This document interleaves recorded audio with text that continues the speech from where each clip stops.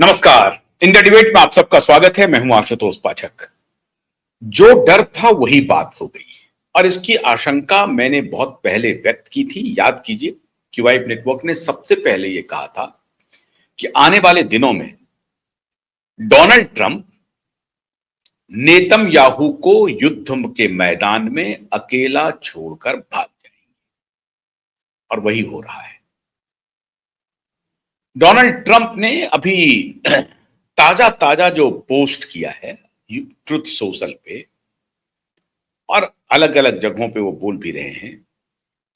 उन्होंने कहा कि एनफ इज एनफ, अब ये बहुत अधिक हो गया। लेबनान पर अगर आप हमला करोगे तो मैं उसके साथ नहीं हूं और लेबनान पर अब इजराइल कोई हमला नहीं करेगा। अपने तरफ से बयान दे दिया डोनाल्ड ट्रंप ने। नेतन्याहू से उन्होंने नहीं पूछा कि भाई नेतन्याहू जी, आप हमला बंद कर दीजिए लेबनान पर, और उन्होंने बयान जारी कर दिया कि एनफ इज एनफ, इजराइल को अब लेबनान पर हमला नहीं करना है। इसका मतलब हुआ कि ये जो हाथ पकड़ के चल रहे थे डोनाल्ड ट्रंप और नेतन्याहू, उन्होंने हाथ झटक दिया। और इसके बारे में हमने सबसे पहले बताया था कि नेतन्याहू को युद्ध भूमि में अकेला छोड़कर भागेगा ट्रंप, और भाग गया ट्रंप। अभी निगोशिएशन चल रहा था। 18 तारीख को जो 2 सप्ताह का वक्त था, आज 18 नहीं, कल 16-17 को ही खत्म हो जाता। जो 2 सप्ताह का ट्रूस था, जो सीज फायर था, युद्ध विराम था, तो पाकिस्तान से मौलाना मुनीर सेना लेकर के पहुंच गए ईरान और फिर से बातचीत का एक सिलसिला शुरू हुआ। उसको कन्विंस करने की कोशिश हुई। उधर डोनाल्ड ट्रंप ने उनको धमकी जो उनके तरफ से मिल रही थी लगातार वो जारी रखा और स्ट्रेट ऑफ हॉर्मुज के आसपास अपने युद्धपोत को खड़ा कर दिया। और उसने कहा कि अगर आप नहीं स्ट्रेट ऑफ हॉर्मुज को छोड़ोगे तो अब यहां पर जल युद्ध होगा। और इस जलडमरू मध्य को, जो स्ट्रेट ऑफ हॉर्मुज है, उस पर कब्जा अब हम करेंगे और हम अब रेंट वसूलेंगे, ऐसा कह दिया, जिसके ऊपर मैंने एक विस्तार से एक कार्यक्रम भी किया था।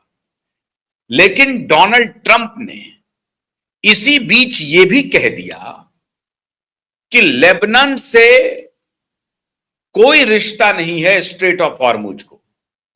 ईरान, इजराइल और अमेरिका के बीच में जो युद्ध विराम हुआ है, उसका लेबनान और हिजबुल्लाह से कोई लेना देना नहीं है। और इजराइल को अब चाहिए कि लेबनान के ऊपर हमला बंद कर दे। यह और बात है कि we wish to make Lebanon great again, यह भी कह रहे हैं डोनाल्ड ट्रंप कि लेबनान को हम एक महान राष्ट्र बनाएंगे, महान देश बनाएंगे। ये हर किसी को महान बनाने के लिए चले जाते हैं। पहले अमेरिका को महान बना रहे हैं और उसके बाद कहा कि हम ईरान को महान बनाएंगे, उनका रिजीम परिवर्तन करके। रिजीम परिवर्तन तो कुछ हुआ नहीं, निगोशिएशन के टेबल पर आ गए। तो पहली जो इनका जो सपना था डोनाल्ड ट्रंप का कि हम रिजीम परिवर्तन करा देंगे, वो नहीं करा सके।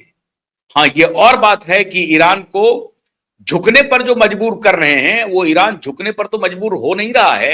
ईरान हो सकता है कि कुछ टैक्टिकल सीज फायर करना चाह रहा हो, लेकिन डोनाल्ड ट्रंप ने इजराइल को कह दिया कि लेबनान से हम निपट लेंगे, हम हिजबुल्लाह से अगर हमको निपटना होगा तो हम निपटेंगे, अलग से निपट लेंगे, लेकिन यह मौका नहीं है कि आप लेबनान पर अटैक करते रहो, आप लेबनान पर छोड़ दो। लेबनान और इजराइल के बीच के ट्रूस को ईरान और इजराइल और अमेरिका के ट्रूस के बीच में लाया भी नहीं ट्रंप ने। कहा कि उस इश्यू को रहने दीजिए, हम लेबनान से सेपरेटली डील कर लेंगे, हिजबुल्लाह के मुद्दे को हम सेपरेटली डील कर लेंगे। अब यहां पर नेतन्याहू गए हैं फंस। नेतन्याहू को समझ में नहीं आ रहा है कि अगली चाल वो चले क्या, क्योंकि अगर इजराइल स्टैंड करेगा, अमेरिका के सपोर्ट के बिना एक दिन भी इजराइल टिक नहीं सकता है। एक दिन का मतलब है कुछ दिन ही वॉर में वो सरवाइव कर सकता है। अमेरिका का सहयोग लेना ही पड़ेगा। और इधर यूरोपियन यूनियन ने कह दिया कि हम कोई इस मामले में, लेबनान मामले में या ईरान इजराइल मामले में हम कुछ भी नहीं करेंगे। हम स्ट्रेट ऑफ हॉर्मुज की तरफ अपना कोई युद्धपोत नहीं भेजेंगे, कुछ नहीं करेंगे। हम ना 3 में है ना 13 में है। यूरोपियन यूनियन के सारे देश ने कह दिया जब युद्ध विराम हो जाएगा तब हम देखेंगे कि वहां हम स्ट्रेट ऑफ हॉर्मुज से हम कैसे बाहर निकले या क्या करें। अभी जिस स्थिति में फंसे हुए हैं, कोई दिक्कत नहीं है। यूरोपियंस खुद को तैयार कर रहे हैं कि ये स्थिति और भी बदतर हो सकती है। लेकिन इस बीच खबर ये आई कि जो जो ट्रूस था, जो सीज फायर था, उस दौरान स्ट्रेट ऑफ हॉर्मुज को ईरानियन ने खाली किया। ईरान ने कहा कि भैया इधर से अभी जितने जहाज हैं वो आ जा सकते हैं, वो गया। लेकिन इसको डर है अमेरिका को कि जैसे ही सीज फायर खत्म होगा वो स्ट्रेट ऑफ हॉर्मुज पर कब्जा करने की कोशिश करेगा, और उसी कब्जे से निपटने के लिए अमेरिकी युद्धपोत स्ट्रेट ऑफ हॉर्मुज के आसपास खड़ा है। अब ये धमकी, स्ट्रेट ऑफ हॉर्मुज पर कब्जे की धमकी कह रहा है अमेरिका, और अपने युद्धपोत को एडवांस किया। हालांकि अभी ये खबर आई है कि जो उनका अब्राहम लिंकन है और जो जी बोर्ड है वो भी पीछे हट रहा है, जी फोर्ड जो है वो पीछे हट रहा है। लेकिन अपने कुछ युद्धपोत को वहां पर स्ट्रेट ऑफ हॉर्मुज के आसपास डिप्लॉय किया हुआ है अमेरिका, तब तक जब तक कि संपूर्ण सीज फायर हो नहीं सकता है, हो नहीं जाता है।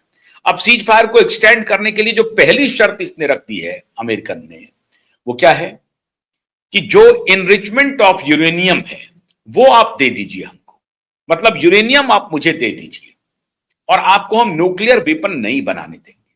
तो जो न्यूक्लियर प्लान है ईरान का, उसको ईरान को बंद करना पड़ेगा। अब ऐसी परिस्थिति में ईरान तैयार हो रहा है, ईरान कह रहा है कि भाई हम न्यूक्लियर पावर में यूज करेंगे, और जो ह्यूमैनिटी के लिए है, हम अशांति के लिए न्यूक्लियर बम नहीं बनाएंगे। हमारा एजेंडा न्यूक्लियर बम बनाना नहीं है, लेकिन हमारी जो इनरिचमेंट है उसको हम न्यूक्लियर पावर में यूज करेंगे, और हम फिर से ईरान को एक बार बनाएंगे। अमेरिका ये मानने के लिए तैयार नहीं है। अब ये जो मौलाना मुनीर है, ये यही जाकर के उसको बता रहा है, ईरान के साथ निगोशिएशन कर रहा है कि आप अभी इस बात को एस्केलेट मत कीजिए, लंबी दूरी तक इस बातचीत को मत कीजिए। ये बातचीत नहीं तो टूट जाएगी, और अगर टूट जाएगी तो अमेरिका लगातार आपके ऊपर बम बरसा करता रहेगा, और ऐसी परिस्थिति में ईरान ध्वस्त हो जाएगी। तो कौन सा यूरेनियम, कौन सा एनरिचमेंट, कौन सा ईरान? जब ईरान ही खत्म हो गया तो यूरेनियम लेकर के आप क्या करेंगे? ये मौलाना मुनीर उनको समझाने की कोशिश कर रहे हैं, और बदले में सऊदी अरब को मौलाना मुनीर कह रहा है कि देखिए मैं इधर ट्रूस करवा रहा हूं, थोड़ा मेरा ख्याल रखना। ये अजीब तरह का आदमी है। पाकिस्तान के बारे में जितनी भी बात की जाए वो कमी है। ये कह रहा है, इधर दोनों तरफ ये खेल रहा है कि हम ईरान को समझा रहे हैं कि अमेरिका ध्वस्त कर देगा आपको, यूरेनियम के मुद्दे पर आप अड़िए मत, जिद्दी रुख मत अख्तियार कीजिए, आप यूरेनियम देने के लिए तैयार हो जाइए, जो भी आपके पास है उसको दे दीजिए।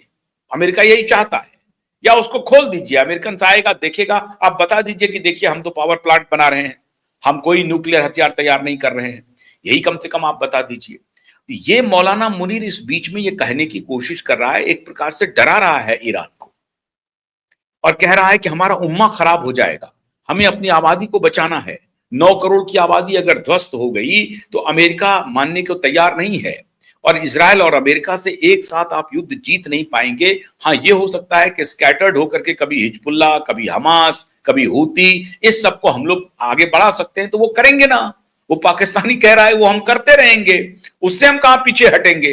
हम तो अपने यहां ही टेरर फैक्ट्री चलाते हैं, तो उस पर हमारा प्लान जारी रहेगा। वो समझाने की कोशिश कर रहा है ईरान को कि हूती, हिजबुल्लाह और जो हमास है, इस पर हम चलते रहेंगे ना, हमें क्या दिक्कत है, अभी थोड़ी देर के लिए रुक जाइए। ये समझाइश दे रहा है मौलाना मुनीर, और इसीलिए ईरान इस पोजीशन में अभी आ भी रहा है कि कोई बात नहीं है, पहले हम अपनी आबादी को बचा लें, और अगर यूरेनियम ये ले ही जाना चाहता है, अगर इस बीच में वो यूरेनियम को कहीं पर छिपा देता है, या कुछ इनरिचमेंट को कहीं कुछ उसको, लेकिन इनरिचमेंट क्या होगा भाई, यूरेनियम का जहां भंडार है वो तो फौरन से पेश तक पता लगा लेगा अमेरिका। तो सवाल है कि क्या ईरान अमेरिका को यूरेनियम वापस करेगा, और जो कुछ भी यूरेनियम के भंडार हैं उसके पास, इनरिचमेंट हैं, उस पर अमेरिका की दखल होगी।